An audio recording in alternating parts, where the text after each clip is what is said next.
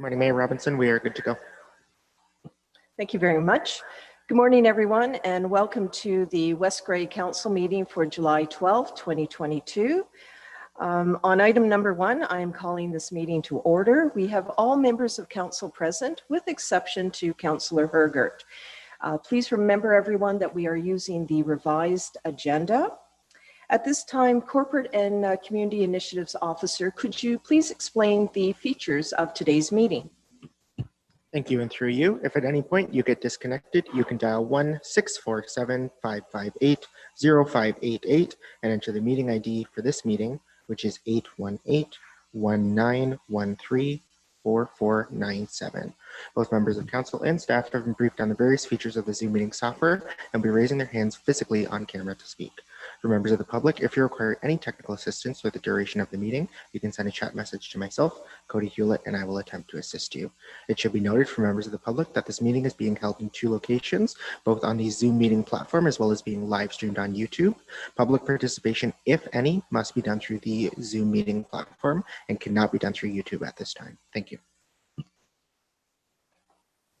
Thank you, Initiatives Officer Hewlett. On item number 2, moment of reflection. So if you'd be so kind to take a quiet pause at this time.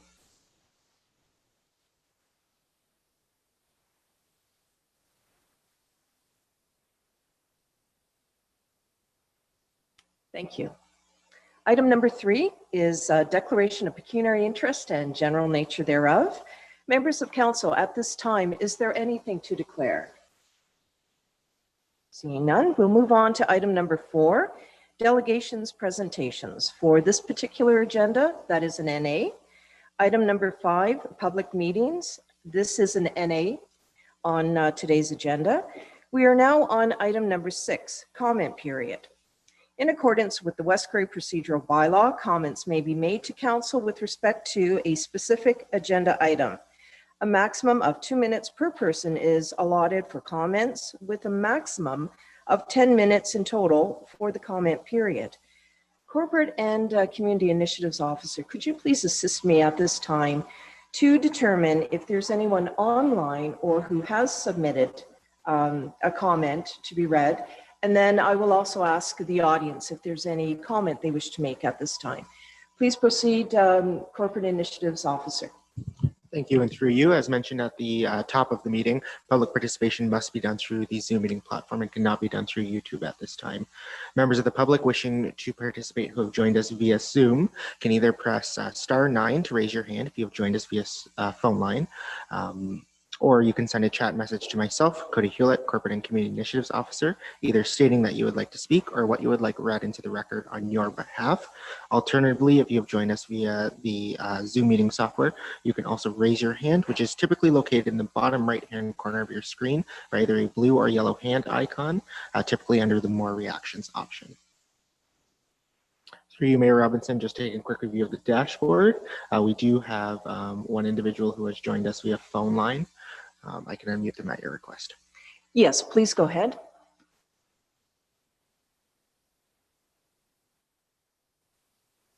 Good morning. Welcome to our meeting. Could you please state your name? Hello, it's Marion Ratcliffe. Hey, good morning, Marion. Please go Oh. ahead. What item or items do you wish to speak to? Hello. Thank you for this opportunity to comment on the agenda today. I'd like to comment on items 13.5 and 13.6, the bylaw Schedule A for the Bruce and the Sunvale subdivisions. I've already sent my concerns and questions to both council and staff, so you guys have had a chance to see. I'm happy that the need for dark sky lighting is stated in both documents. However, the message is not consistent between the documents, and I've sent you details and suggestions on that matter. The message is not consistent within the documents either. In section 1 of both, it speaks of demonstrating efforts or best efforts to have dark sky lighting. I'd like to see that revised to firm the language up to be clear that the lighting plan shall meet international dark sky standards. And this would make the language consistent with section 6, or please explain why the current language is appropriate. I've sent my suggestion on how to make the language in section 6 consistent between the 2 documents already. And a pretty important question, who decides if the plans presented do in fact meet acceptable dark sky standards? ensuring that the lighting plan presented offers significant decrease in light pollution from the LED streetlights that we currently use? And what metric will staff use and who will they consult? So staff directed developers to the International Dark Sky Association and the Royal Astronomical Society of Canada for more information. And another question, what about the parkland, the trails, and the homes within the development? Will developers also ensure that dark sky lighting is used there? I had a few other things that I sent in that letter, but I'll leave that. I do hope that members will find some of these questions and concerns worthy of being addressed during their opportunity to question staff about the document. Thank you. Thank you, Marianne Radcliffe. And I do want to confirm that staff have received your emails and certainly council. I do know that staff were taking notes based on your comment period comments and also the emails. And they will be addressed under the bylaws section for the bylaws under 13.5 and 13.6. Thank you very much. Corporate and Initiatives Officer Hewlett, is there anybody else online? That concludes the individuals online. Thank you. And have you received any written comments that need to be read into the record for this section? I have not received any written comments. I will just look over to Madam Clerk. No, we have not received any correspondence. Thank you. So at this time, I do want to acknowledge we have former mayors and former former mayors, but also former Grey County wardens in person in the audience today. So welcome Delton Becker and Kevin Eccles. Did you wish to speak under the comment period, or you're just here with regard to the item under correspondence that you've submitted? Okay. Very good.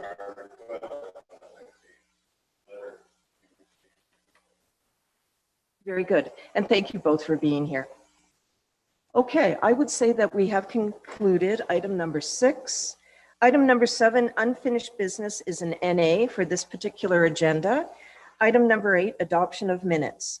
So members of council, what I'm going to do for this particular item and the next one is call out the particular item, number, and the title.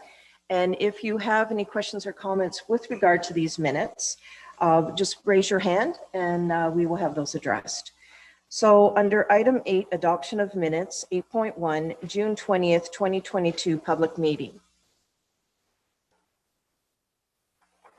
And 8.2, June 21st, 2022 council meeting.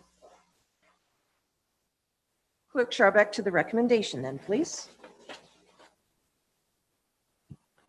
Thank you, Mayor. The recommendation is that the minutes of the June 20th public meeting and the June 21st, 2022 regular council meeting are hereby approved as circulated. Is there a mover for this motion? Councillor Townsend, seconder, Deputy Mayor. Questions on the motion?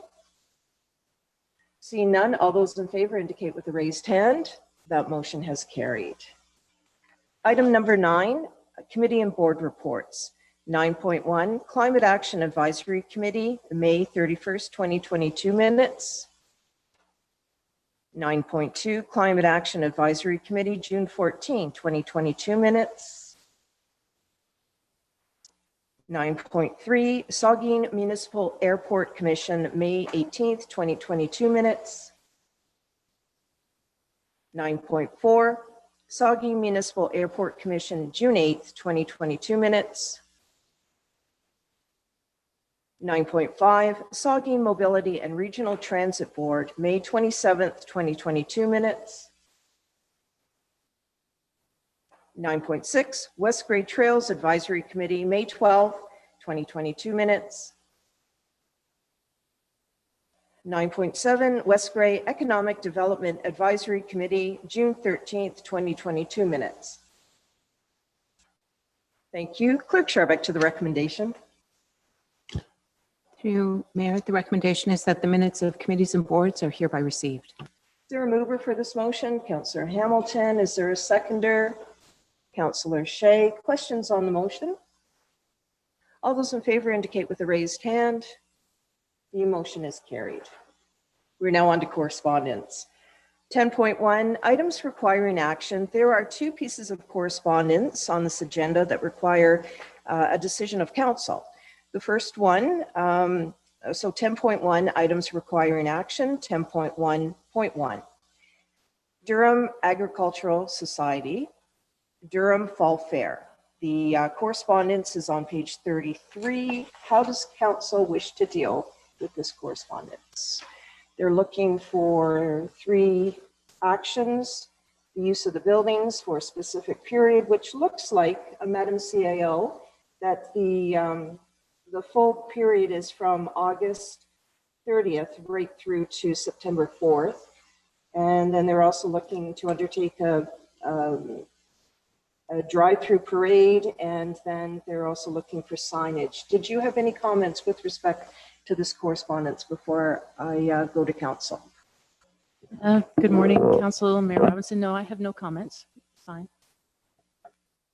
Council members, how do you wish to deal with this? Councillor Hutchinson? Yeah, I would move that we accept this and go ahead with it. It's a traditional thing that's happened in the past. I don't see any issues with it, other than I'd like to make sure that we don't have any conflicts with our food booth. And I know we do have, I believe, someone who's running our food booth that's outside of this group. And I believe that was supposed to be in the contract. So hopefully we have that resolved. Otherwise, I'm in favor of this, and I'll make a motion if that's what's needed. Thank you. So we have a motion from Councillor Hutchinson. We will wait till our clerk can read back that motion, and then I'll look for a seconder. Thank you. And then once we have the motion, I will have that question answered with regard to the food trucks. Thanks.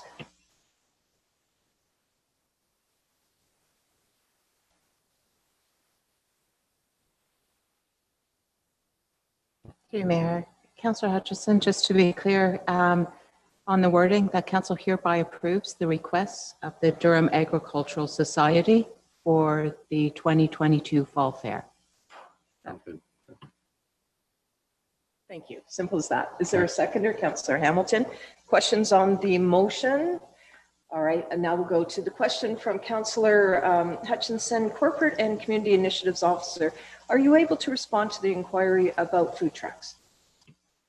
Yes, if I may ask a question of clarification, which food booth are you referring to, Councillor Hutchinson? The one in the pavilion that I believe Ms. Brown has a contract, or no? No, we did not proceed with that lease agreement, so there is no current operator down there. Oh, okay. I was thinking that they had that. Okay, that's fine. And the other, I just wanted to clarify, I think the mayor mentioned about food trucks, but there's nothing in here that says about food trucks. So if there were food trucks brought in, they would have to get permits for that? Is that correct? Yes, if I may, they would be required to abide by the refreshment vehicle licensing bylaw, as well as they would have to request written permission from municipal designate, so either the CIO or myself. Okay, thank you. Thank you. Any other questions? To the motion, all those in favor indicate with a raised hand. That motion is carried. We're now moving on to 10.1.2. This is correspondence from Delton Becker, Kevin Eccles, Laurie Wepler, request to waive fees. This is on page 34 of the agenda.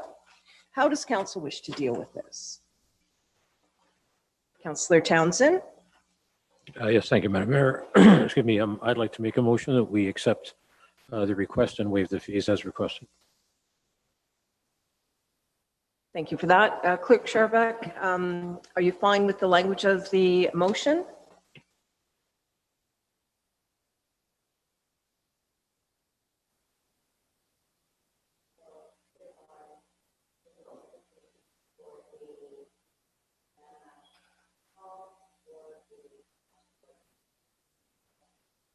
That's good. Yes, thank you.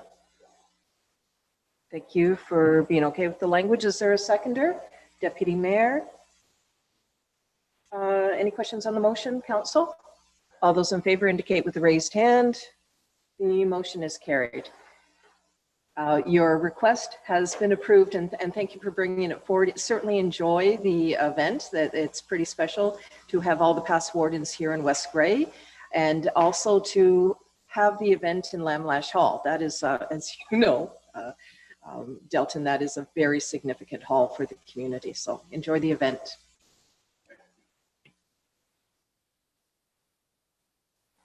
Okay, we are now moving on to item number 10, which is 10.2 items for information. 10.2.1, Mayor Andrew Lennox, Wellington North Pool concept. Now, I understand from Clerk Scharbeck that a delegation is being arranged. So I'm wondering if members of council, if you have questions, and I expect you will, with regard to this most interesting project in a neighboring municipality, save those questions and we'll have that, that delegation. I just don't have the time or the date at this particular time for that upcoming agenda. Anything further on this correspondence? Councillor Townsend. Yeah, just as an FYI, I actually went to their presentation down in Wellington North when they were actually trying to get public support for it. It was interesting to see the different views, and let's see what they come back with if they actually have a design, because there was a lot of controversy about what they were doing. So look forward to the delegation. Interesting. Thanks for that update. Anything further? Councillor Hutchinson. Just one point that I would probably raise, and maybe just to give staff a heads up, I would like to know what we've done in past in terms of tradition. I'm thinking of Hanover in particular when they built their pool, and whether West Grey was involved with any funds towards that. So I'm looking at any historical, anything historically that might be a factor in this decision. Thank you. Good question. And I know our CIO is so noted that. I'm not seeing any other hands up at this time. So 10.2.2, Municipality of Meaford, a letter of support for Grey County. This is page 36 of the agenda. It's in regards to acknowledgement of a delegation request from the county. Anything further? It's just for information. 10.2.3, Municipality of Tweed, resolution re Ontario Wildlife Compensation Program. Anything further? Councillor Townsend. Yes, just a question to staff as to how this would affect West Grey. Certainly. I'll go right to Madam Clerk, please. Thank you, Mayor. That's a good question, Councillor Townsend. These fees set out for the Ontario Wildlife Compensation Program are the same for all the municipalities across Ontario. So we are the middleman.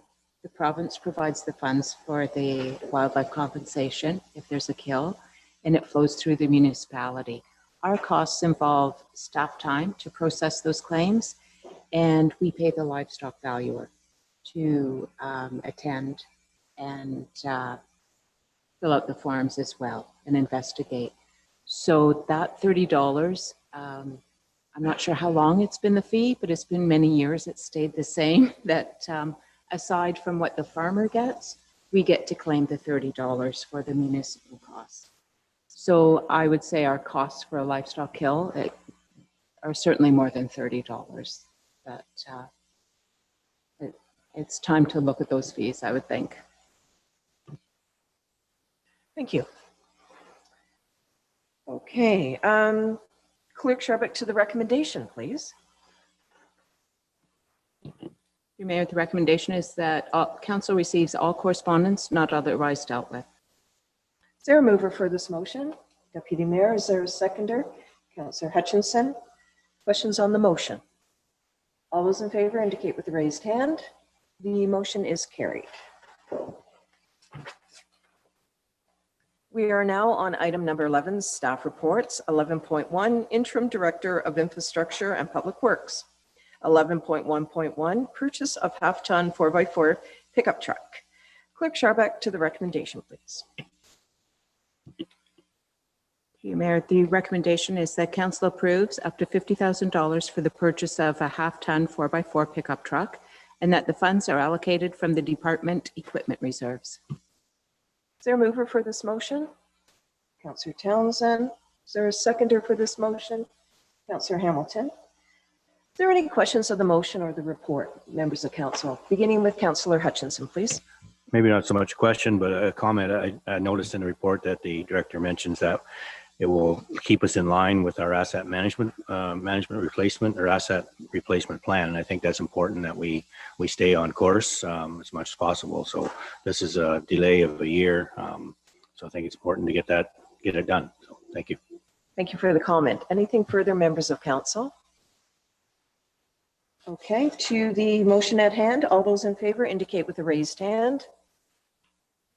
The motion is carried. Item 11.2, Manager of Planning and Development. 11.2.1, Rockwood Terrace redevelopment, Rock Street. Clerk Scharbeck, to the recommendation, please. Through you, Mayor, the recommendation is that council receives Planner Spencer's report, Rockwood Terrace redevelopment, Rock Street, and that council transfer the lands requested, identified as Part 1 on Plan 17R-1602 to the County of Grey to facilitate the Rockwood Terrace redevelopment, and that council directs staff to participate in the transfer with the County of Grey as required. Is there a mover for the motion? Deputy Mayor, is there a seconder for the motion?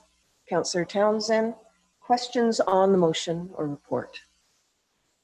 Councillor Hutchinson.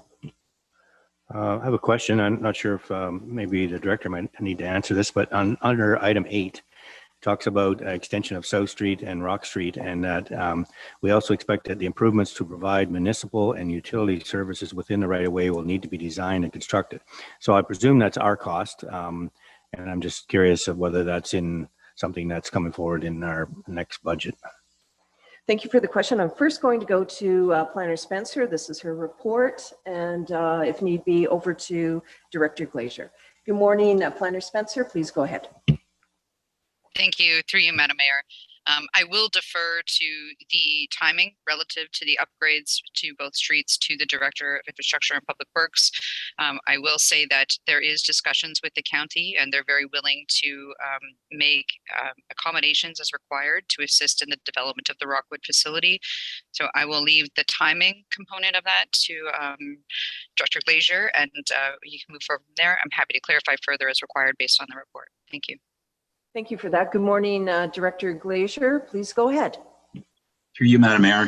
To answer Councillor Hutchinson's question regarding that, West Grey will not be having to look after the supply of the services, underground services to the Rock Street facility. The county is looking after total reconstruction or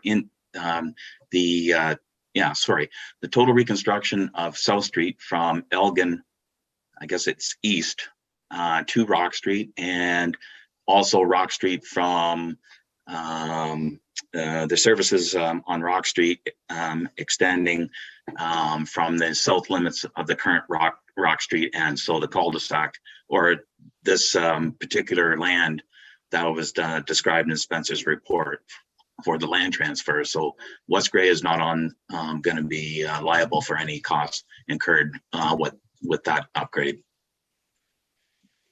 Thank you for the response. Anything further, Councillor?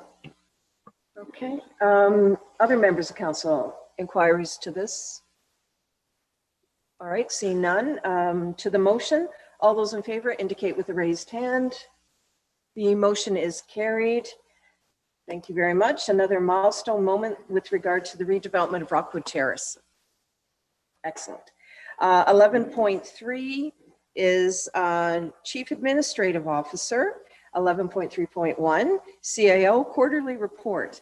Clerk Scharbeck, to the recommendation at hand. To you, Mayor, the recommendation is that council receives the report CAO updates for information. Thank you. Is there a mover for this motion? Councillor Hamilton, and seconder, Deputy Mayor. Questions on the motion or the report? Councillor Hutchinson. Sorry, I seem to have a lot of questions this morning. That's okay. Under the new position under Climate Action Plan, I believe that we talked about putting the trail coordinator maybe in there. I may be wrong unless that's got moved, and I don't see it in there, so I don't want that to be missed. So somewhere along the line, maybe our CAO can speak to that.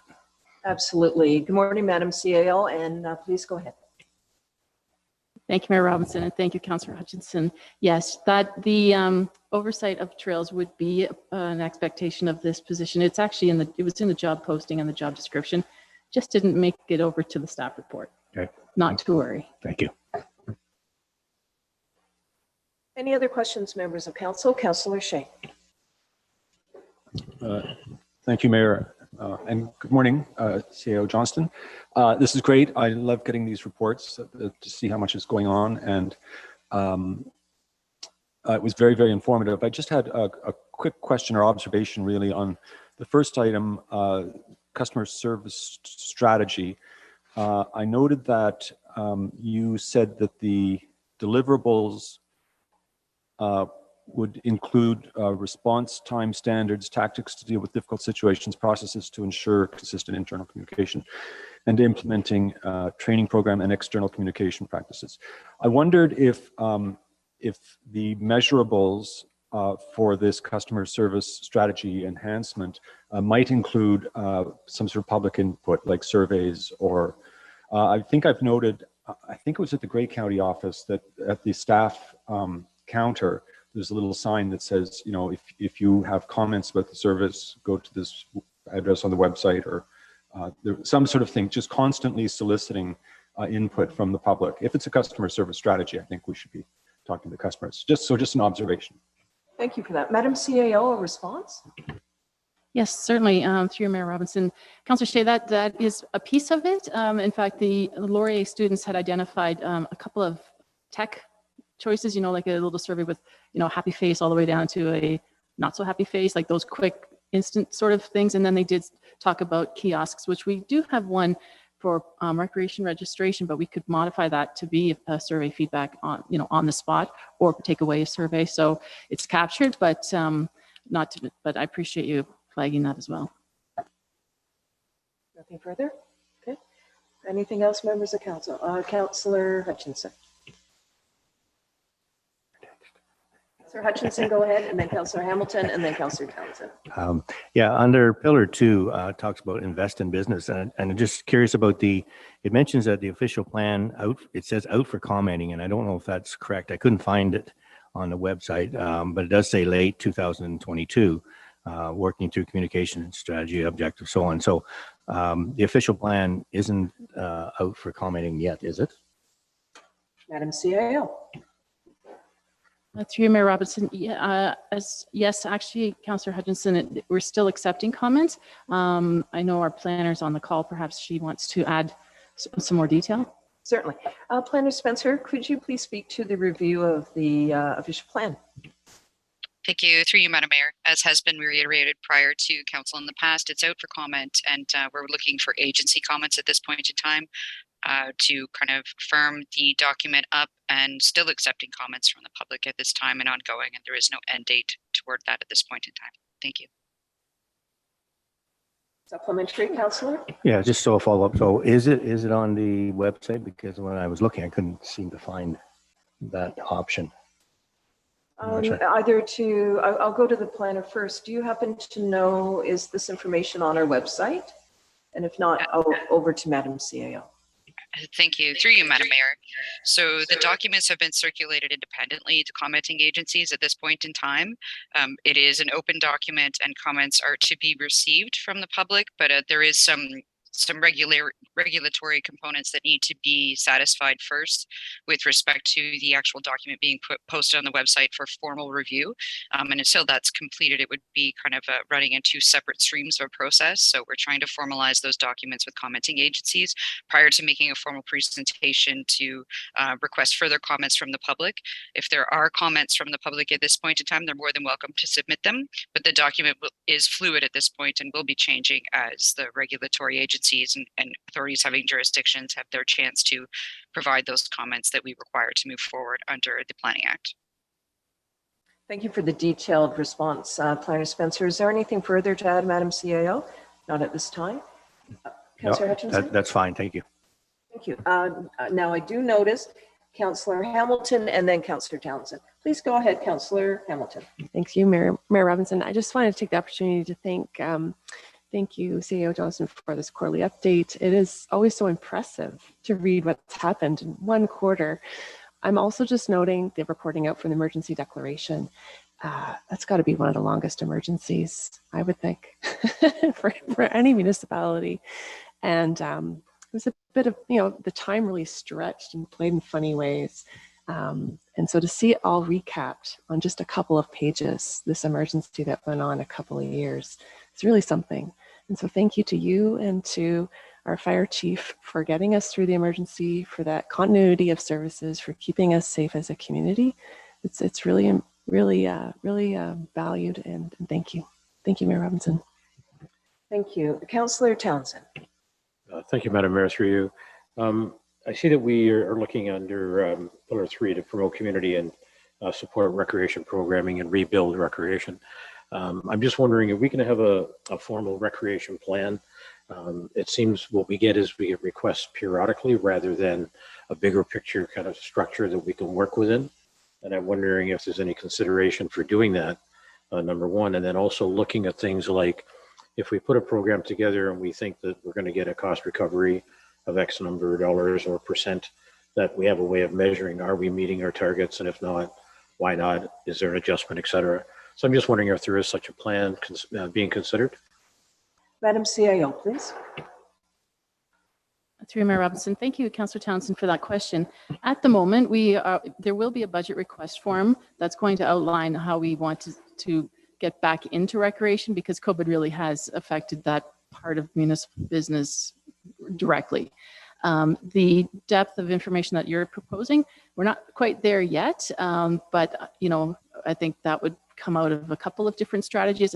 I'm thinking in particular the economic development strategy, because it's going to speak a little bit about tourism and quality of life in our community, and that's a tie into providing things that attract people to come here, stay here, and work here. So it's a bigger picture thing, but I like your suggestions.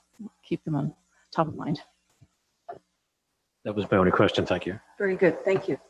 I'm not seeing anyone else at this time, but I did see a reflection in the plexiglass. Deputy Mayor, please. Thank you, Madam Mayor, and through you to CEO Johnson. Just looking at the reports pending council resolutions, and I see there's there's a few at the bottom, but 29 have not yet started. Will there be a list coming of some of the things that we can accomplish by the end of this term, so that we can, I'm interested in that anyways. Thank you. Madam CIO, please. Yes, through you, Mayor Robinson. Thank you, Deputy, for that question. We are just finalizing our reports pending. There was a few additional items from a couple of meetings ago, so I will be bringing that forward and we can set priorities. Thank you. Anything further?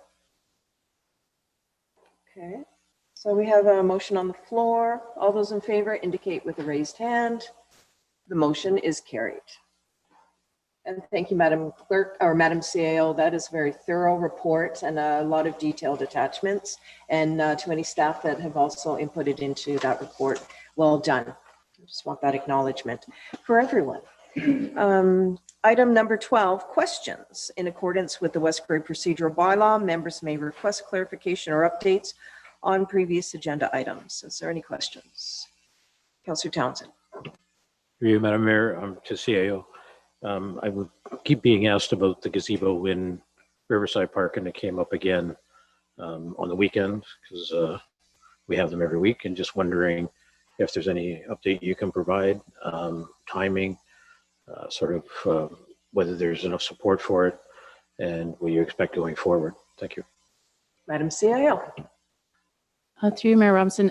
Councillor Townsend, are you speaking of the white gazebo that has been removed? No, this is in Riverside, not in. In Riverside Park. Yeah. Yes. I don't know that I have any update on that, so I will look into that. Okay. Thank you. You very much. Yes. Madam CAO, do you know what update, or Councillor Townsend, can you provide what inquiry you have? If you recall, when Vi Wilson passed away, and it's happened for years, people have been saying we need a building there, we need some facilities there. But I recall when Vi Wilson passed away, the family made expressed an interest to contribute dollars to that I'm not sure whether they were looking to fund it entirely or whether there was actually a sharing, if you will, with municipality or other donors. But I do know that that had come to the municipality, and other people are aware of that in the community, and just wondered where it was at. Maybe from a community discussion over to the municipality. So I see Madam CAO taking notes on that, and there'll be follow-up, no doubt. Thank you very much for the Thank you. inquiry. Anything else? Seeing none, then we'll move on to bylaws, of which there are a few. And I remind everyone we're on the revised agenda, and that's really speaking to the amending addendum that we received on these, on a few of the bylaws. Let me just say that a little better. Please use your revised agenda because it is through the revised agenda that you're seeing the addition of the bylaws. So beginning with 13.1, bylaw 65-2022, appoint building inspector. Clerk Sharbuck, to the recommendation, please. You, Mayor, the recommendation is that bylaw 65-2022, being a bylaw to appoint a building inspector, be read a first, second, and third and final time. Is there a mover for this motion? Deputy Mayor, is there a seconder? Councillor Hamilton. Questions? Councillor Townsend. Through you, Madam Mayor, there's a couple of things. I realize that building costs are fully recoverable. I'm just wondering, have we done a recent comparable to figure out what our costs are and whether or not we are competitive with neighboring communities? Some of the comments I get from the public is it seems we're hiring a lot of people in building, and they're not sure whether or not that is causing an increase in our fees, whether or not there is the work to keep the fees around the same or even lower, given normally when you have higher volume, unit costs will change and often come down. So, Madam Clerk, I don't know whether our Director of Development and CBO is on, but I'm just wondering, is that a pending report that deals with these items on, or is it something that can be answered? So hopefully CBO Shipwreck has heard that inquiry. My question also from Councillor Townsend, and good morning to you. If you could please respond. Good morning, Council. Yes, I have done periodic just checks to see how our fees are comparable. Right now, our fees are exactly the same as Chatsworth and West Grey. They have been the exact same for, well, since the amalgamation of those departments happened, 2015. Grey Highlands and Southgate as well all have the same fees. I know Southgate has proposed a fee increase this year. I'm not sure whether that has been passed or not at this point. They were just proposing it there last month. Hanover is slightly more than we are, but they get more commercial stuff, so it's not as comparable. And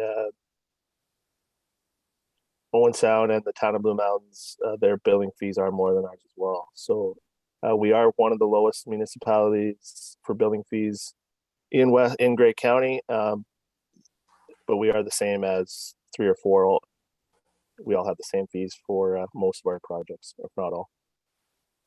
Thank you. Anything further? No, thank you very much. Appreciate that, Director. Anything further, members of council? Councillor Hutchinson. Yes, maybe while we have the building officer online here, can we just maybe have an update on where we are in terms of staffing in our building department? So just to maybe how many staff we have there? Certainly. CBO Shipwreck, please. Thank you. Through you, Madam Mayor, we have myself as the chief building official. We have Mary as our deputy chief building official, and then we have 3 inspectors. Anything further? Okay. I'm just looking to see if members of council have any questions. All right, to the motion. All those in favor indicate with a raised hand. The motion is carried. Thank you very much, and thank you, CBO Shipwreck, for your responses. 13.2, bylaw 66-2022, bag tag distribution agreement. Clerk Sharbuck, to the recommendation, please. To you, Mayor, the recommendation is that bylaw 66-2022, being a bylaw to authorize a bag tag vendor agreement, be read a first, second, and third and final time. Is there a mover for the motion? Councillor Townsend. Is there a seconder for the motion? Councillor Hutchinson, questions on the bylaw? Not seeing any. All those in favor indicate with a raised hand. The motion is carried. Okay, 13.3 bylaw 67-2022 zoning amendment. Clerk Sharbeck to the recommendation. Through Mayor, the recommendation is that bylaw 67-2022, being a bylaw to amend bylaw 37-2006, be read a first, second, and third and final time. Thank you. Is there a mover for this motion? Councillor Hamilton, is there a seconder for this motion? Councillor Hutchinson, questions? All those in favor then indicate with a raised hand. The motion is carried. 13.4 bylaw 70-2022, confirming the proceedings of council. To the recommendation, Clerk Sharbeck. Through Mayor, the recommendation is that bylaw 70-2022, being a bylaw to confirm the proceedings of council, be read a first, second, and third and final time. There a mover for this motion? Councillor Shea. Is there a seconder for this motion? Deputy Mayor. Questions? All those in favor indicate with a raised hand. The motion is carried. The next two items, I just want to remind members of council, actually staff, if they would be able to respond to the questions that came up through the comment period. But 13.5, bylaw 68-2022, subdivision agreement bros. Clerk Sharbeck to the recommendation. To you, the recommendation is that bylaw 68-2022, being a bylaw to authorize a subdivision agreement with Tiffany Development Corporation, be read a first, second, and third and final time. Is there a mover for the motion? Deputy Mayor, is there a seconder for the motion? Councillor Townsend. Is staff able to respond to the inquiries, Madam CIO, at this time that came through to actually staff in correspondence and also through the comment period? Madam CIO, I'll go to our planner. Yes, Mayor Robinson, that would be fine. Although if council has questions, I suspect some of them are overlapping. So whichever way, I'll defer to our planner to see which way she prefers. She may prefer questions of council first. Planner Spencer, to that inquiry, are you able to respond to the comment period, or do you want full questions from council? What is your pleasure? Thank you. Through you, Madam Mayor. I would prefer the questions of council to come beforehand, and there's clarification that can be provided by myself and through the interim director of Public Works and Infrastructure as well to clarify some points that were brought up through email and through question period. Thank you. Very good. Thank you. Okay, council questions. Councillor Townsend. Thank you, Madam Mayor. I do have quite a few, and I did send a comment, a copy to staff before the meeting just to make sure that it was clear what I was asking. Please go ahead. First of all, there's a definition of works in the agreement, and I wondered whether or not postal services should in fact be included in that, because it is part of the services referenced later on. Also, when you get into street names, I didn't know whether or not they're required to comply to the asset naming policy that we put in place. There's a few minor things like Elberry, I think might be Elderberry. I wasn't sure on that one as well. The major issue is there are 5 street names listed on page 7 of the document, but once you get by there, there's only 4 referenced for actually being addressed throughout the agreement and the schedules. And street E is the one that seems to be missed, doesn't seem to be addressed specifically. So I think there's quite a bit of change, or at least explanation as to why.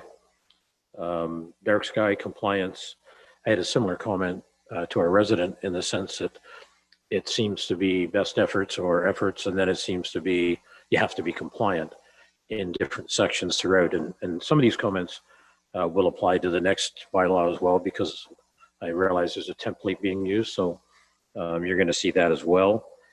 Also, when you talk about inspection and acceptance in section 8, there is some confusion of moving from subsection E or previous to F. It's not clear. It says upon such request is how it begins, but I don't know what the request is. Development charges. I know there was a concern when we did Sunvale that they were changing throughout the project.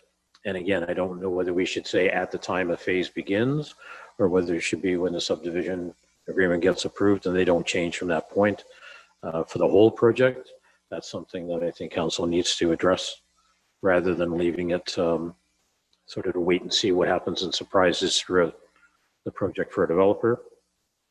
And the other one was the default and recovery of West Grey expenses. There was some minor issues there. I also provided some what I'll call housekeeping items in spelling or grammar or things like that that I did pass on to staff as well. So I'm just wondering whether or not staff could address those comments. Thank you. And the quick answer is yes, staff can address those comments. Thank you very much. First over to Planner Spencer. I'm sure you are able to answer all of those inquiries. Please go ahead. Yeah, certainly. So with respect to the agreement, I do believe it would be in the best interest of council at this point to understand there are some minor errors that need to be taken care of in a housekeeping amendment, and simply passing the bylaw with those comments as amended would be appropriate. At this point in time, the agreement itself is very similar to the agreement as previously stated by Councillor Townsend, that it is similar to the Sunvale subdivision agreement that is adjacent to this property. Going back, and there is a long list, so if I forget something, please do feel free to remind me. Relative to the components dealing with the road naming, I'll start with that. The road naming is something that has to be publicly notified by the municipality. We do have that component where it will come back to council and council has to approve those names. I acknowledge that it should be elderberry, so I apologize for that. But that is something that will come back to council in a different manner through public notice and through a notice of intent to pass and approve those names for the subdivision. Not necessarily integral to this component of the subdivision agreement. Council will choose to do their decision on behalf of the naming of those streets as they see fit. And that's something that will come in a separate matter. Second to that, the asset management component related to the road naming really does not deal with public streets as assets in terms of that agreement. It was reviewed between myself and the CAO yesterday, and that does not apply to street naming in this case. So that is not something that is germane to the point of this agreement at this point in time. Going back, you're going to have to remind me of a couple of things because there's quite a few lists there. I would like to just pre-expose that this has been before council on multiple occasions. This is has been through public meeting. It has gone through draft plan conditions that were recommended by this council last summer to the County of Grey, being the approval authority for plans of subdivisions. That report went to County Council on August 12th of last year and was accepted, and those there was no appeal to those conditions. At this point in time, this is an agreement that the municipality needs to enter into with the developer, and there may be amendments that are required, and that's fair and fine, but all of the components of this have already been discussed relative to the creation of parkland dedication. In this case, it happens to be a combination of both parkland dedication and cash in lieu. And all of those things have certain requirements under the Planning Act that aren't necessarily need to be detailed in this report as they are applicable law. And in that sense, so 5% of the land, whether or not it's cash in lieu or whether it's land itself, and that land value is established on the day before a building permit would be issued for the property. And that's a separate appraisal process that's not necessarily applicable at this point in time in signing the subdivision agreement. They are required by law to provide those funds, and that will be yet what they require going forward regardless. So in the sense of some minor errors beyond that, I do acknowledge and appreciate the very comprehensive review. In addition to that, in speaking to the dark sky lighting component, I will state that we do refer in our engineering standards to compliance with those components, and they are the engineering standards provided to every developer. I won't speak to it as much as I'm sure my counterpart, Mr. Glazier, can do. And Director Glazier, I'm welcoming your comments at this point in time to assist in that. But before I defer to Director Glazier, I would just wonder if I've captured all your points, Councillor Townsend, if you want to just make sure that I'm not missing any points that you require clarification on. Thank you. Councillor Townsend? Thank you. Yeah, the only one I would ask for further clarification on is the development charges. And the reason I'm concerned there is there may be legislation requirements that says it has to be, once you pass a new one, to become effective as of that day, whatever the case may be. But right now it just says that the school board policies or development charges bylaw, that's it at that point. It doesn't say as of what date or whether or not it could be predetermined for the period of that subdivision agreement or whether it does change throughout. And I don't have a preference either way, frankly, although if I was the one running a project, I'd like to know up front what my costs are. But I just want to be clear to developers that when we do talk about what it's going to cost them, they understand if there's variables and if there's actually fixed cost. Okay, well, let's get a response to that. I'm going to start first with the planner, and then maybe I think our Director of Finance and Treasurer may want to comment on that. First to the planner, do you have any comments? Thank you. Through you, Madam Mayor. Essentially, the Development Charges Act requires review of development charges. So, for example, if this plan of subdivision, the agreement is entered into, but development does not occur on the property, it is not retroactive to the date that those development charges were in place at the date of the subdivision agreement. It will be the development charges in place at the time of development of the property. And that is consistent with the Development Charges Act across Ontario. Thank you for that. Thank you for that response. Planner, over to you, Director of Finance and Treasurer, Director Mighton.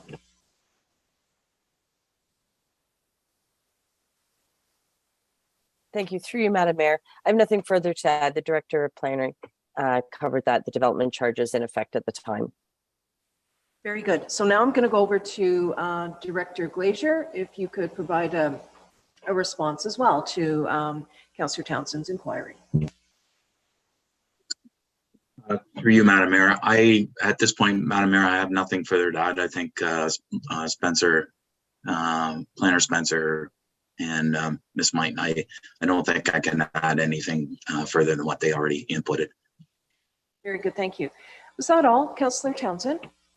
Just one clarification on that point. Are we able to legislate dark skies compliance, or is this something that is discretionary to the builder?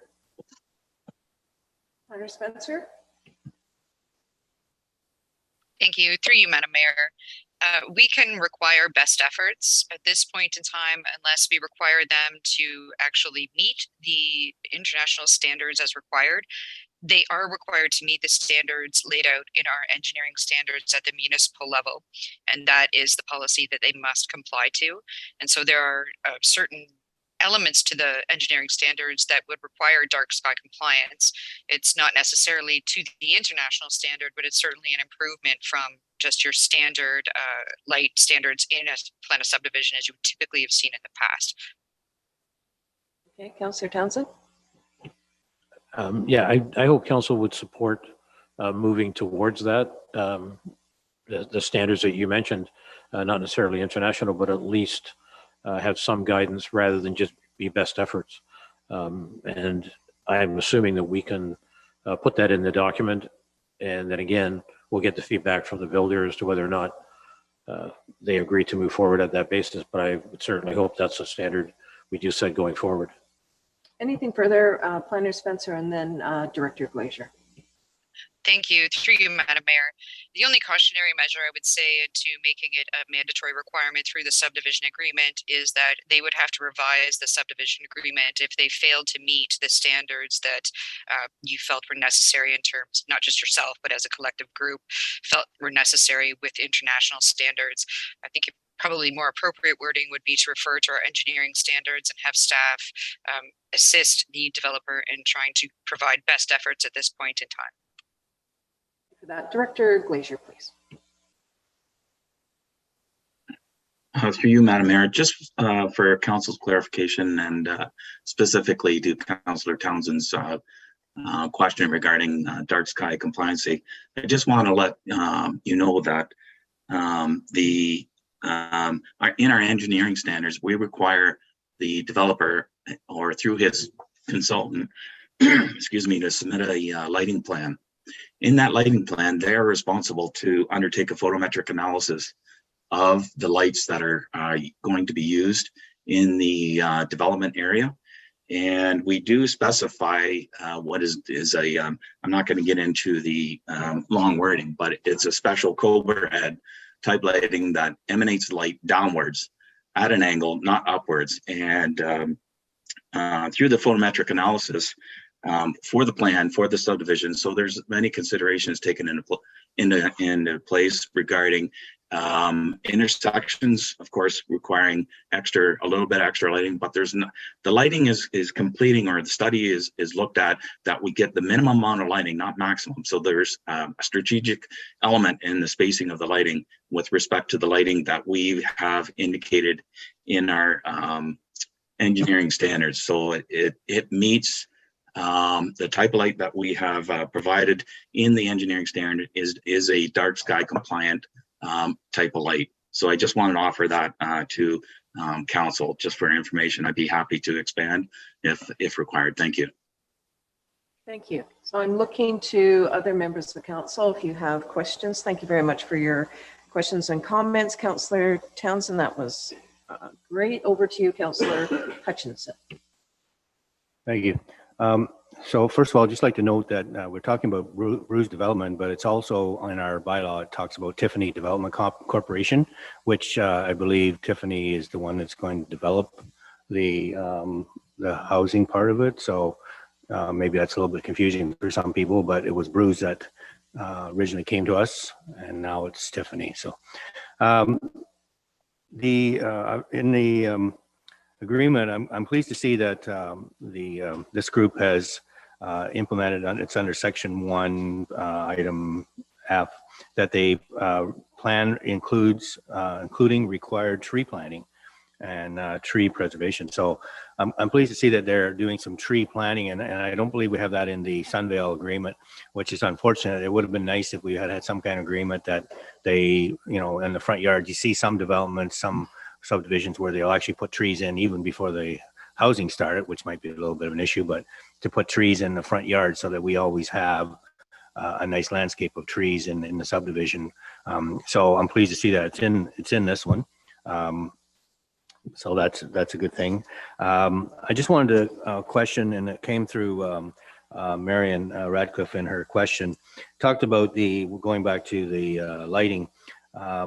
She mentions trails and homes. So trails, first of all, would the trail lighting be under the engineering standards or our bylaw for lighting along trails? Do we have anything that covers that?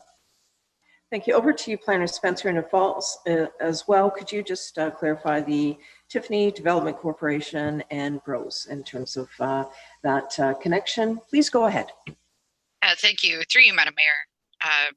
Mr. Walter Bruce is the president of Tiffany Development Corporation. There hasn't been a change with respect to the ownership of the property. It's just a reference in terms of his development company. He is the president. It's still the same individuals that are developing this property. Relative to lighting, I will defer to the interim director, Glazier, but as far as to my knowledge, there is no specific lighting with respect to trails. I would like to just give one more further point of clarification.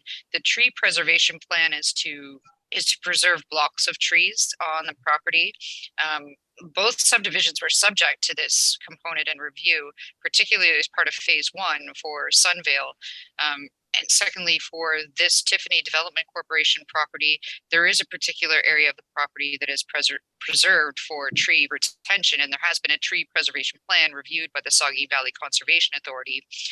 Second to that, in terms of what private landowner, once they purchase the property, the tree preservation plan doesn't necessarily require them to have trees in their front yard. That's not necessarily what is required of a future landowner. So there are certain trees that are preserved, but I just want to be clear that that preservation plan, particularly for this development, was reviewed by the Soggy Valley Conservation Authority earlier this year and was approved at this point in time for them to be able to move forward to clear the land and preserve the trees necessary. Thank you. Thank you. And Director Glazier, do you have anything further to add? Nothing further at this time. Thank you. Mayor. Thank you for that. Councillor Hutchinson. Yeah, so I guess the way that reads, it's a little bit misleading because under item F, it talks about final landscaping plan, including required tree planting and tree preservation. So obviously the tree planting they're referring to is replacing maybe trees that had to be taken down during construction. I know there's been quite a few trees removed, so I just sort of took that meaning that they were going to plant trees along their streetscape, but that doesn't necessarily refer to that. So that's unfortunate. Maybe that's something that we need to look at in the future to incentivize, if nothing else, homeowners to plant trees on their street, just to give us that, to deal with our climate changes and to maybe go along with our climate action plan. So the other item I wanted to mention was the part about the homes that Marion had mentioned. And obviously, it's a little bit difficult when we try to regulate what homes are using for lighting. But again, maybe some kind of incentive program. Obviously, education would be a big one to educate people in terms of what kind of lighting that they could use on their homes and how it might affect other people in terms of trespass, lighting trespass, and so on. So maybe that's something we keep in mind in the future, that maybe we can do something to help homeowners to meet some kind of standard, if you like. Thank you. I'm going to take that as statements. You're not looking for any feedback, correct? Very good. Councillor Hamilton, please. Thank you, Mayor Robinson. And this is really exciting, having these homes being built really soon. And thank you for bringing the plan forward. And I did send my questions in advance as well to our planner and to our CEO. So just picking up on the trees that Councillor Hutchison was speaking of, I'll start there too. So we require a landscaping plan, including required tree planting and tree preservation. And our staff member spoke to the tree preservation plan that's been approved. So I did have a question about what are the penalties for contravening tree preservation, and what are West Gray's requirements for tree planting, and where are these spelled out?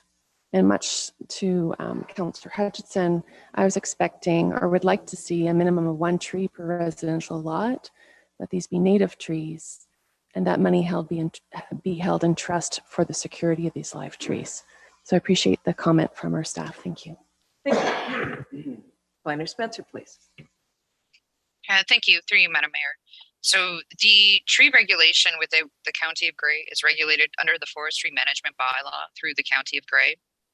So that is representative, in addition to the requirements of the Saugeen Valley Conservation Authority, to ensure that there are preserved trees. For example, if there happen to be butternut on the property, all of which you did allude to in your email relative to the EIS, which resulted in the tree management plan that's been reviewed by SPCA. So at this point in time, there is no requirement for specific plantings to occur on each individual lot. That's not something that's part of this agreement for a future landowner to adhere to at this point. That's leaning almost toward urban design guidelines, which this municipality does not have. In essence to that as well, we have to remember that the location of services and the construction and installation of those services requires that trees cannot be planted on tops of those areas where the roots may further impact the installation of those services and components that may be detrimental in future to the integrity of the entire system. So there's a lot of factors at play here. And while I appreciate your comments, I just want to remind everyone that this is actually a county management forest bylaw, and also with consultation from the SPCA. I do consider your comments valid, and future consideration when another development comes forward certainly could be addressed by staff in a more thorough manner that you've suggested. Thank you. Anything further? Thank you, Mayor Robinson. I think I hear what the planner is saying is that we don't have those design standards as a West Grey municipality, and that's something that we could work towards. I think it's really important. I'm getting a lot of comments from our community that it's surprising that a development go in and trees aren't required. And as we have declared a climate emergency and we have that climate lens, and we know trees add value to properties, they bring really important shade, they slow down water for our water and sewer. I think this is really important that this be included in these developments. So I will ponder that. My next question to our planner that I also sent was about the parks, and I did hear her speak a little bit to this in reference to Councillor Townsend. And I just wanted assurances that we are receiving the full balance of the 5% in cash in lieu, because it wasn't explicit in the agreement. And so it was unclear to me that we would be receiving cash in lieu up to the 5%. So if that needs to be spelled out in the agreement, I would like that, but I appreciate the comment. Thank you. Planner Spencer, could you please comment on that? Thank you, through you, Madam Mayor. So in this particular circumstance, and there was a report that previously came to council last summer relative to parkland dedication for this particular development in its totality, discussion of where that, what that should look like. So there is a combination of cash in lieu and actual parkland dedication, which would be in the northeast corner of the development itself. Okay, thank you for that clarity. And I did have a question about fencing. There was a note by in one of the Grey County reports that obviously it's difficult for the people who already live there to have the subdivision, and that's the way things go. But one of the ways to mitigate some of that would be to have fencing between the existing properties and the new properties. And so I was wondering if that was part of the drawings or consideration of this development. Thank you. Planner Spencer, please. Thank you, through you, Madam Mayor. At this point in time, we don't have a clause that requires fencing to be installed relative to the, I believe you're speaking to the eastern boundary of the property at this point. We don't have a requirement for that. Certainly it can be added to the subdivision agreement if that is the will of council at this point in time. There were draft plan conditions and they were not included in the draft plan conditions that were approved by the county, but there is recommendation that if that is the case, we could require that as through a final landscaping plan or through a final plan with respect to that eastern portion of the property. That would be the will of council. Thank you. Okay, thank you for that. Just a couple more questions. And this one I didn't send ahead of time. I thought of it late last night. My question's about the boulevard, so the space between the sidewalk and the road. Is that planned to be sodded or is that planned to be paved over? Thank you. Planner Spencer. Thank you. And through you, Madam Mayor. So the intent is for that to be natural landscaping for the most part, as I understand it, but I will defer to our interim director for further clarification. But the boulevards essentially will be landscape space and for permeability purposes as well. That also goes to with the grading and the drainage plan for the entire subdivision. So that is a consideration. That's not to say that I could be incorrect, but I'd like clarification from our interim director of public works. Let's get that right now. Over to you, Director Glazier, with regard to the boulevard inquiry. Thank you, Madam Mayor. Through you, Planner Spencer is correct. It is Grass Boulevard. Excellent. Thank you very much. And my last question is just in regards to the Durham Road servicing upgrades. And so in the it is mentioned a couple times at 5D and 8E. It speaks of the developer contributing to servicing upgrades. And in the draft plan of subdivision point number 19, prior to final approval and registration of the plan, the developer will contribute funds towards the upgrades on Durham Road East. This should be defined as a monetary figure based on a current cost estimate with the extent of the works defined by motion of West Grey Council. So I'm unclear as to what's the nature and extent of the upgrades and what's the cost. And then just in terms of process, should council pass a motion before, or would that be done after this agreement? So I'm just unclear about the nature, the extent, and the cost of the upgrades being requested. Thank you. Okay, for that inquiry, we'll start with Planner Spencer, maybe Director, and then over to Clerk Sherbeck with regard to the bylaw. We'll see how this flows. Planner Spencer, please. Thank you. Through you, Madam Mayor. So it would be a separate motion from council to determine what those upgrades look like, very similar to the first phase of the Sunvale subdivision. So that amount is determined by council, can be incorporated into this document prior to final execution. Again, saying that this document, the bylaw as amended. Again, that's something that is part of the draft plan conditions as provided as a schedule to this agreement that's before you today, in which the county requests that there's a motion of council to determine what that cost may be with respect to the contributions. Thank you for that detailed response. Do you have anything to add, Director Glazier? Thank you, Madam Mayor. If I could further add to answer Councillor Hamilton's question, there is a specific item, and it's a sanitary sewer upgrade, and it was identified through GSS engineering prior to the development, or at the time that Sunvale was proposing their development. Our services, our water, our sanitary, our 2 underground services were evaluated to determine if the future development would our current services would support the development of the future developer. And at that point in time, it was identified that we had a bottleneck in our sanitary system just east of Garifraxa on Durham Road east of approximately 105 lineal meters of sanitary sewer that was undersized.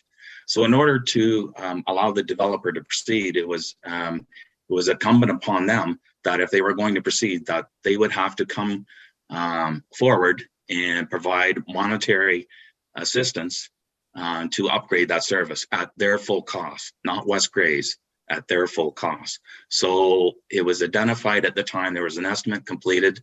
The last time I was with West Gray, prior to the development of Sunvale, there was an engineer's estimate completed for that work, and I can safely say that based on the pricing that we recently received on Durham Road West sewer, the main reconstruction that's occurring this year, I transferred those costs, today's costs, into that, and I can safely say that the estimate that was completed 3 years ago is very accurate, and I would like to move forward of inserting that monetary figure into this development agreement.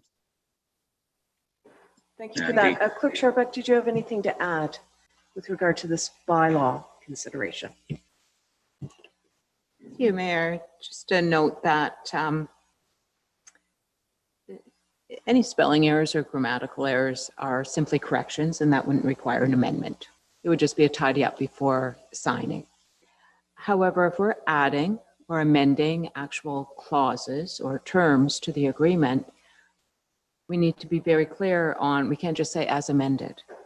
It's as amended by, and it needs to be very, very detailed in that resolution. Or for significant amendments at this point, I'm not sure if the developer would want to comment or have input on that perhaps it's the first and second reading and then consultation. So I just caution on getting too heavy-handed with amendments. We can't add in a number that's not a number yet. So just a thought, how much is being amended and how much does it change the intent of certain clauses? Thank you, Clerk Sharbuck, and we certainly needed that information. And just to refocus Council, I know there's been a lot of questions, a lot of interest with regard to the subdivision, and as we're having the discussion here, but Clerk Sharbuck, in terms of focusing in terms of what is an amendment and what requires additional consultation of Council, is going to do that or address the bylaw at hand. Councillor Hamilton, is there anything further? No, I appreciate all this information from staff. And so I think we've hit a really important point here that we just don't have the information today to put a number in. And I think this point is really important both for Council and our community, but also for the fairness for the developer. Our contract or our agreement says, including servicing upgrades along Durham Road East, but it's not spelled out into details such as the sanitary sewer, nor do we provide the number, how much financing we're expecting for this. So I think it's most fair that we do take the time to get that right in particular. And so I do support this idea of first and second reading today so that we can go back and get that information and get it right in the agreement. So I appreciate that. I still want trees. If staff can think about how we could just get some trees in here. And the consideration for fencing along property owners that exist there currently, I would also like to see. I will leave it there. Thank you. Thank you. Anything further from members of Council? I'm just double checking. Is there any first-time speakers? First-time speakers first, and then I'll defer over to you, Councillor Hutchinson. Councillor Shea.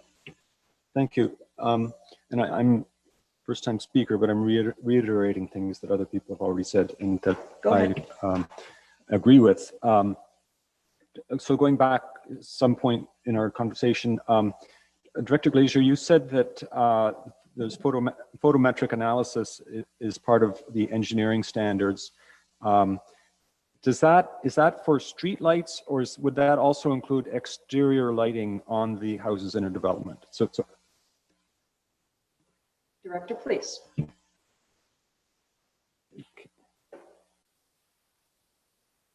Oh, Director, I think you might be on mute. Can you hear me now? Sorry. Yes, please go ahead. Through you, Madam Mayor. Councillor Shea, so the answer is no. It's just for street lighting. Okay. And so if there was going to be regulations or guidelines for the exterior lighting installed on a new house in a subdivision, that would probably fall under something like urban design guidelines rather than engineering standards, I presume.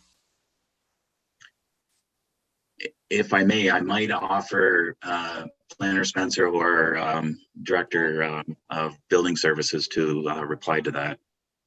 Thank you for that. We'll start with Planner Spencer. Please go ahead. Thank you. Through you, Madam Mayor.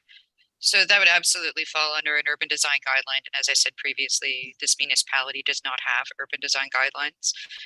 In addition, it would also, in part, to answer the Director of Development and Buildings response will be that it is to, certain respects of the building code that have to be adhered to as part of a building permit process. So as a result of this subdivision, we're dealing with the public components, and we don't have the ability to provide direct directions. It's not a planned condominium where you can say you can only use XYZ through a planned condominium through the Condominium Act.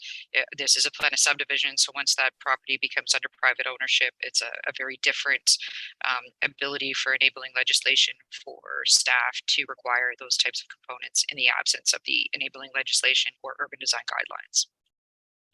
Anything further? Well, yes. So the point I'm getting to is that if we had urban design guidelines, this would be stuff we can do. We don't have urban design guidelines. I assume getting urban design guidelines would be a big undertaking, and I'm not going to thrust that onto staff at this point. But I would like to have the discussion at some point about maybe in our next strategic plan, we could incorporate developing urban design guidelines as a goal in the next term of council, for example, just trying to keep things realistic. But the discussion about having trees, about having better lighting in subdivisions keeps coming up over and over and over again. And it seems to me that not having urban design guidelines is the problem. So I'm not going to bring a motion at this time, but I do think that is something that we should keep our eye on. I will agree, though, with Councillor Hamilton's point that the reference to in 5D to upgrades to Durham Road East, I thought I heard you say, Ms. Spencer, that you needed council's direction on that to set a number or something like that. Is this, when I read it, I read that when it said to the satisfaction of the municipality, I thought that meant that the municipal staff would be developing a number or a value for this work that needs to be done, and that they would be then delivering that number to the developer, and the developer would be fine with that. But I thought I heard you say that you need council's direction, and if you do, I'd like us to provide that. Planner Spencer, are you able to provide some clarity to the inquiry? Yes, thank you. Through you, Madam Mayor. If you read the draft plan conditions which are attached to the agreement, it is required by the County of Grey that a motion of council is passed related to those financial upgrades, and that is located at the very end of the document. That's in Schedule G. And so those are the conditions that were imposed by the County of Grey as the approval authority for plans of subdivision. So there is a motion that would separately be required from council to identify that amount with a recommendation report. Anything further? I didn't understand that. Sorry if I'm being a little bit thick. Are you looking for us to pass a separate motion? Planner Spencer, are you looking with regard to the motion at hand, with regard to the first, second, and third reading of the bylaw, which is 60, which one are we on? 68-2022. Are you looking for an additional motion at this time? And I'll also go to the clerk if need be. Please respond.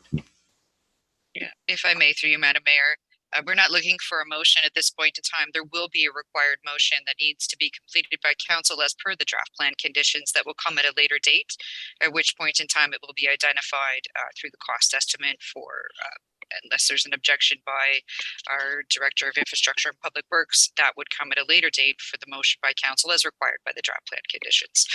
At this point in time, the registration of this agreement would occur, but it will be a untimely process as the Land Registry Office is quite backed up. So not passing first, second, and third reading today will delay this probably until September. Anything further, Councillor? No, I'm happy to understand that we would be reviewing the cost at a later date and passing a motion at that time. I'll just tell you that in my experience dealing with developments before your time here, Ms. Spencer, we've had experiences where later dates came, items were raised, and we were told, oh, if you wanted to do that, you needed to do that at an earlier date. So I'm putting a note here that there's going to be a later date for us to introduce a motion recosting on the Durham Road upgrades. So I'll be looking forward to doing that at that later date. Thank you. Planner Spencer, would that come forward in a report from you? Thank you, through you, Madam Mayor. That would come forward with a cost estimate and a brief report from myself and Director Glacier. Thank you for that clarity. So council, there will be an additional report. Anything further? Thank you for that. Councillor Hutchinson, please. You had a supplementary. I think I'll pass this time. My question had to do with the Durham Road East and the upgrades there. So I look forward to future information on that. So I'm okay for now. Thank you. Thank you. Not seeing, I'm going to go back to Councillor Townsend and then Councillor Hamilton. Well, thank you, Madam Mayor. Just one clarification on fencing. Is there fencing on the back, I guess it'd be the north side that backs onto the fields and et cetera? Is there a requirement to have fencing there? I realize that with Councillor Hamilton's comments, there was not a desire to add more, but I wasn't sure whether or not there was already one there to keep the difference, distinction between what was urban and what was rural. Fencing inquiry, Planner Spencer. Thank you, through you, Madam Mayor. There is no requirement for fencing. Fencing would be at the discretion of the individual landowner when they purchase the property and take ownership. Thank you. Thank you. Councillor Hamilton, please. Thank you, Mayor Robinson. So I'm just seeking clarity, like a process question. We don't have, this document doesn't detail exactly what we're requiring for servicing upgrades along Durham Road East. This document doesn't say what we're asking for them to contribute to that because we just don't have that number today. I would have more comfort as a municipality and also for the developer that be part of the agreement that we're entering into. So I just want to just double check with staff. Are we just doing first and second reading today, giving that information and then passing the whole document at a future meeting? Or are we passing this document that's kind of vague in that area and then firming up that detail later? What's in the best interest of the municipality? Thank you. So the motion at hand, Councillor, is for first, second, and third reading and third and final for this bylaw. Do you have anything further to add, Planner Spencer, and if needed, Clerk Scharbeck? Over to you, Planner Spencer. Thank you, through you, Madam Mayor. That is correct. That the motion, that the recommendation at hand is for first, second, and third reading. The clarity could follow in a separate motion to come at the next meeting of council.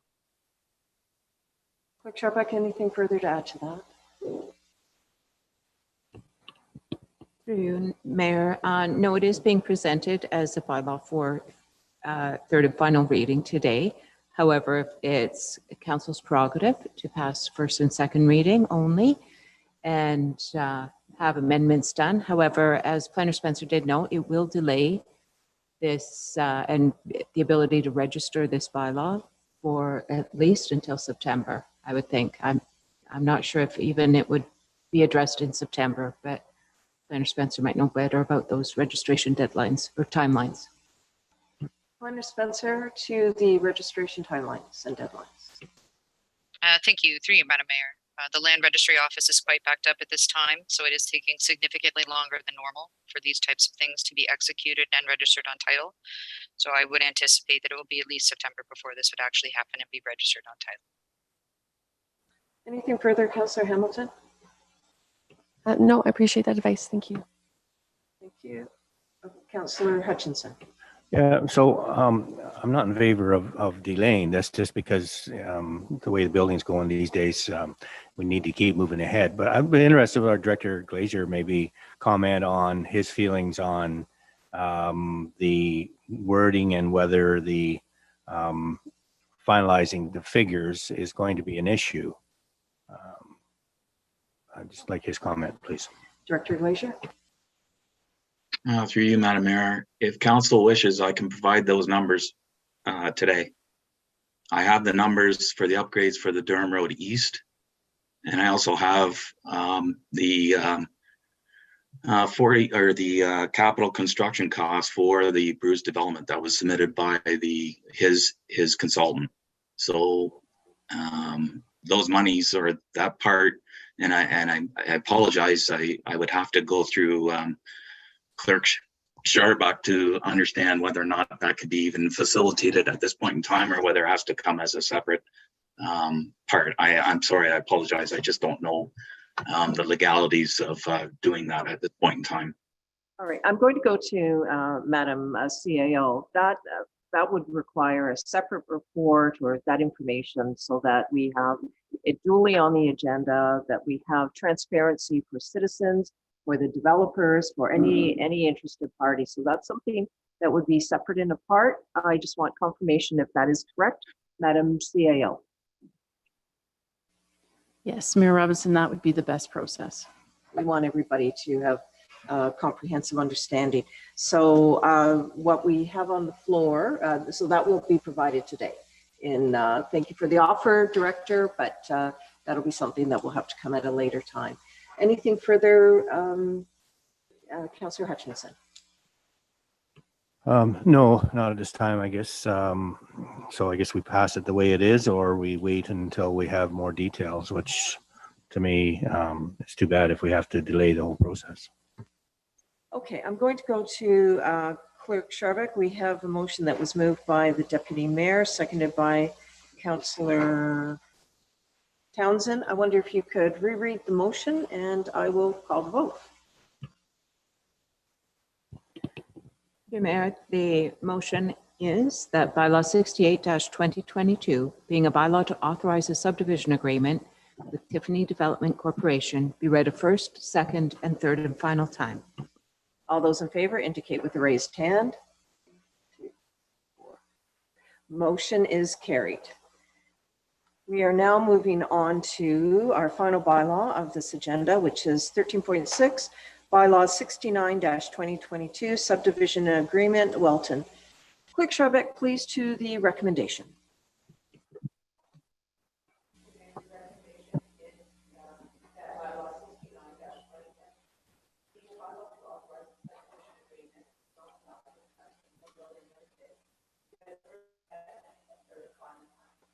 Is there a mover for this motion? Councillor Townsend, is there a seconder? Deputy Mayor? Questions with regard to the motion at hand? Councillor Townsend. Thank you. Once again, I provided the comments to staff in advance just so that they can be prepared. Many of them are the same as we talked about on the Tiffany development agreement, and those are like the dark skies, etc. Development charges. There were a few that were different. I was very concerned about the use of owner or the use of developer or some combination of that throughout the agreement. It's very confusing as to who is whom. If the owner means the person that owns the lands today, that is the developer.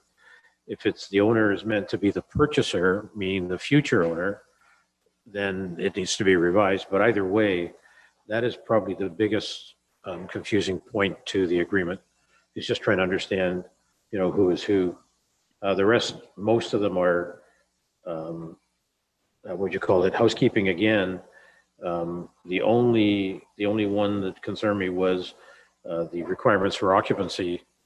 And in that case, I thought that there should be an additional requirement to actually have the site be clear of equipment and excess construction materials.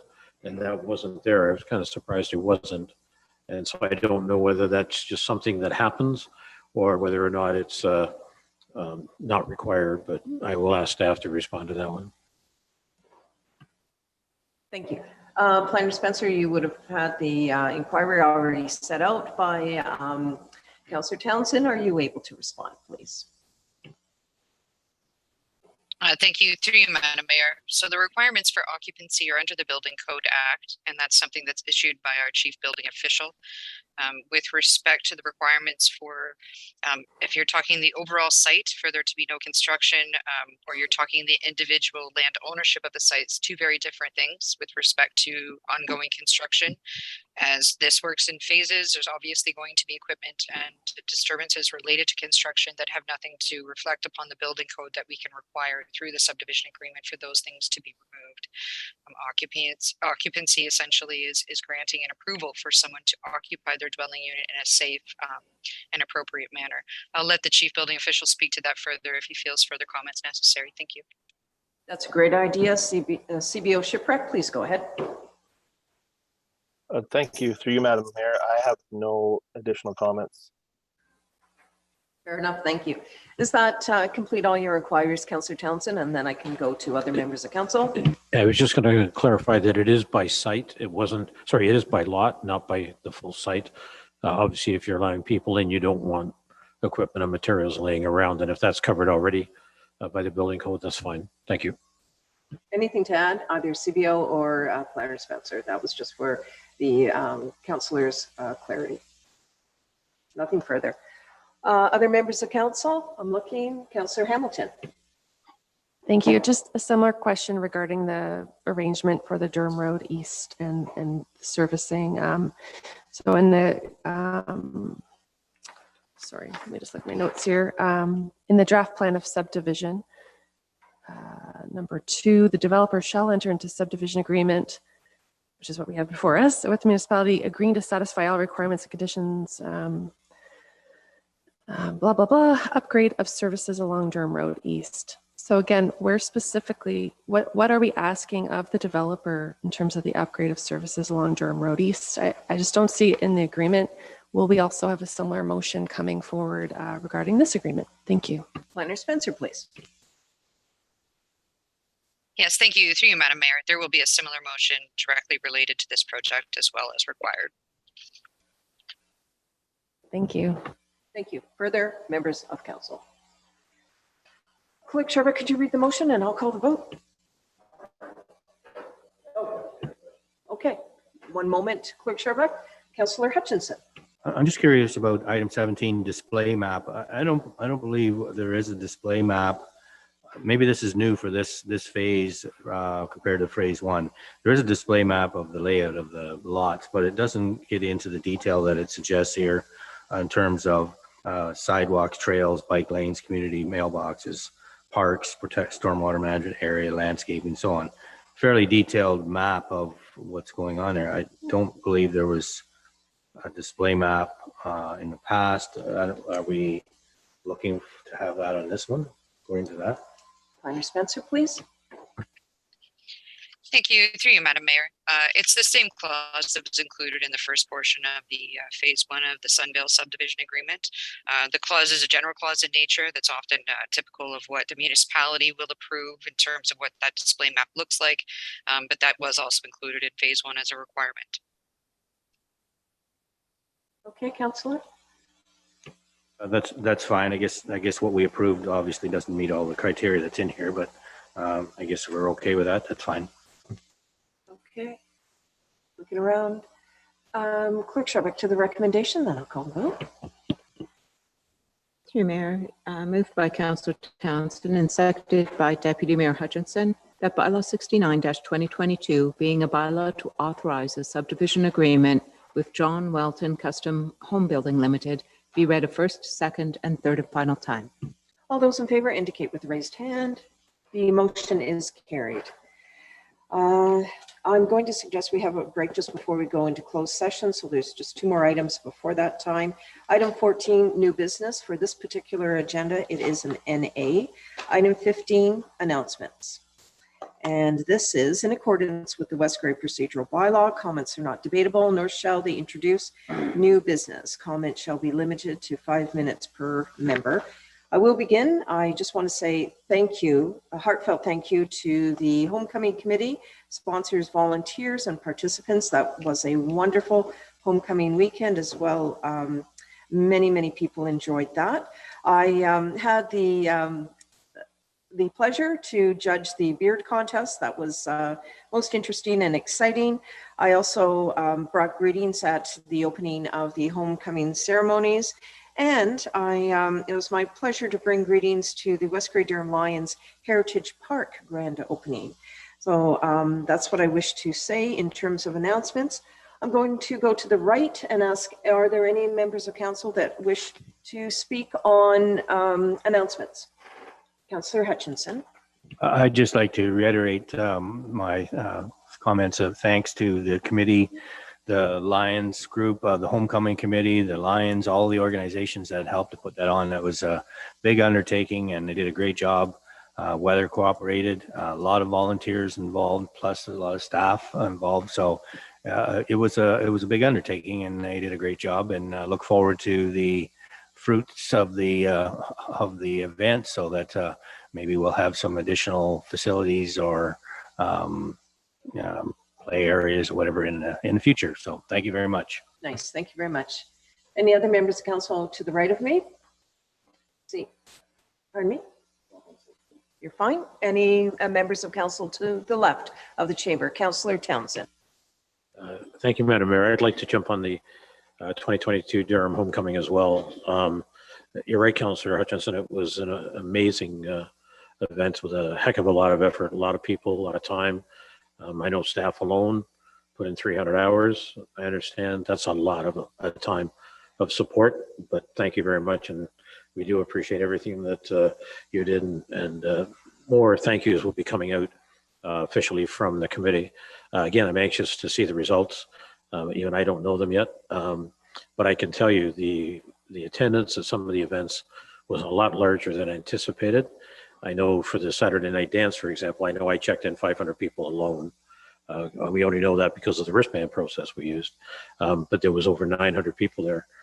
For a capacity of 1,200, you can imagine it was quite busy. So anyway, thank you to everybody for that. Music in the Park is really taking off. We're noticing almost every Sunday, we're getting good turnout, good crowds.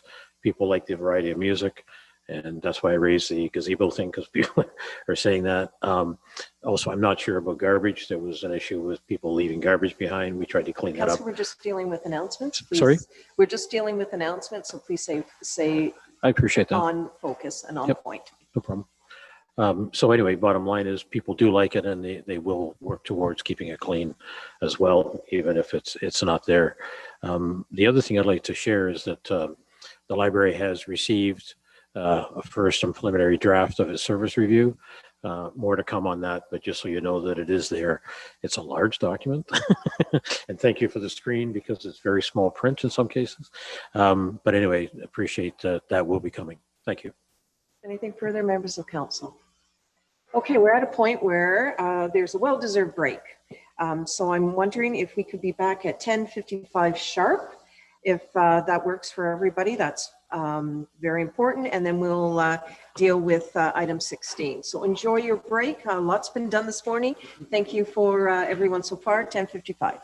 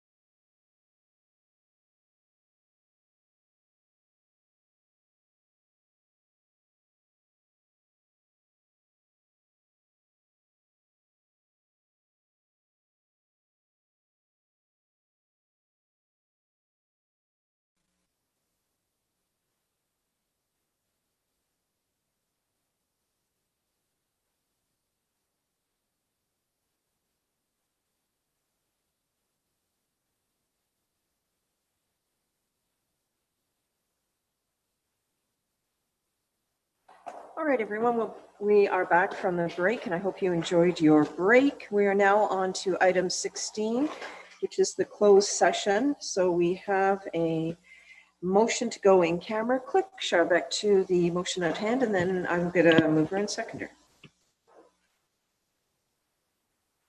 Your Mayor, the recommendation is that the Council of the Municipality of West Grey does now go into a closed session at 10:55 a.m. The CAO, Clerk, and Community and Corporate Initiatives Officer for the purpose of addressing personal matters about an identifiable individual, including municipal or local board employees, and to address a position, plan, procedure, criteria, or instruction to be carried on by or on behalf of the municipality or local board, and to receive information explicitly supplied in confidence to the municipality or local board by Canada, a province or territory, or a crown agency of any of them. Thank you. Is there a mover for this motion to go in camera? Councillor Hamilton, seconded by Councillor Townsend. All those in favor indicate with a raised hand. That motion is carried. We will now go into closed session and we'll be advised by staff when that occurs.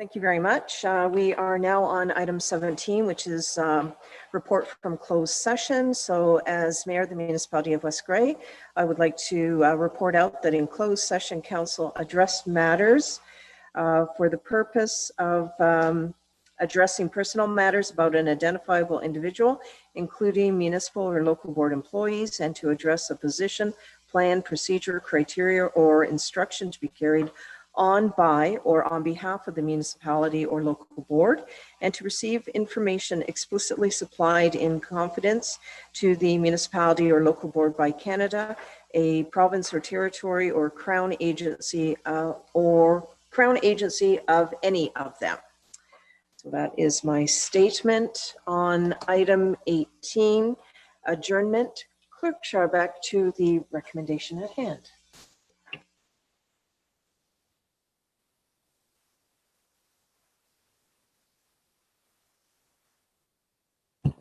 Through you, the recommendation is that we do now adjourn at 11:27 a.m. to meet again this afternoon, July 12th at 2 p.m. Is there a mover for this motion? Councillor Hamilton, and the seconder, I'll take the deputy. All those in favor indicate with a raised hand. The motion is carried. Thank you very much for a productive meeting. See you back this afternoon.